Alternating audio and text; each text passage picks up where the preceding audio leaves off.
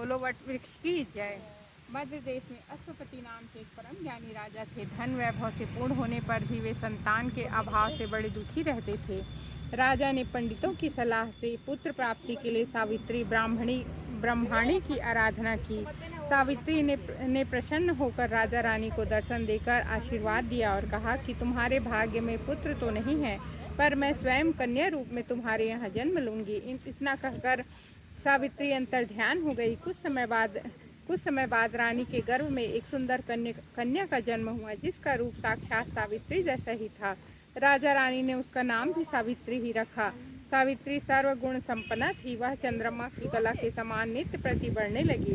जब विवाह की योग्य हुई तब माता पिता ने उसे कहा कि अब तुम अपने योग्य मनचाहा वर खोज लो। राजा ने उसे एक बूढ़े मंत्री के साथ वर खोजने के लिए भेज दिया। सावित्री यात्रा पर रवाना हो गई। उधर एक दिन अचानक नारद जी मद्र अश्वपति के से भेंट करने के लिए आए। तभी सावित्री ने अपने लिए वर पसंद करके लौट आई थी। उसने आदर पूर्वक नारद जी को प्रणाम किया। नारद जी ने उसे विवाह योग्य देखकर राजा अश्वपति से पूछा कि आपने इसके योग्य वर खोजा है या नहीं।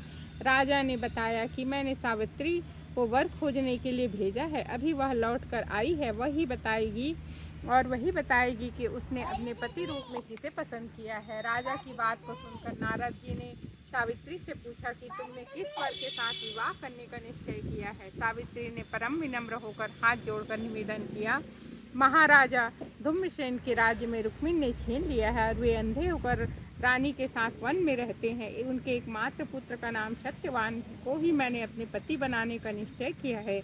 सावित्री के ऐसा कहने पर नारद जी ने कहा कि अश्वपति से कहा कि आपकी कन्या ने वर खोजने में निसंदेह ही भारी परिश्रम किया है।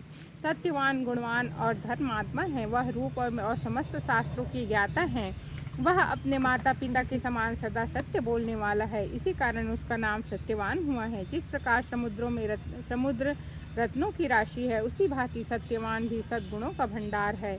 वह सब प्रकार से सावित्री के योग्य है। वह सब बातों में सावित्री के समान क्षमता रखता है। इतना कुछ होते हुए भी उसे एक भारी दोष है, जिसके सामने वे सब गुण फीके पड़ जाते हैं।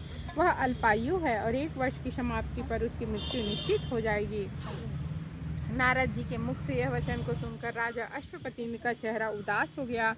उनके मधुर सपने नष्ट हो गए। नारद जी के वचन कभी मिथ्या नहीं हो सकते। ऐसा विचार करके उन्होंने सावित्री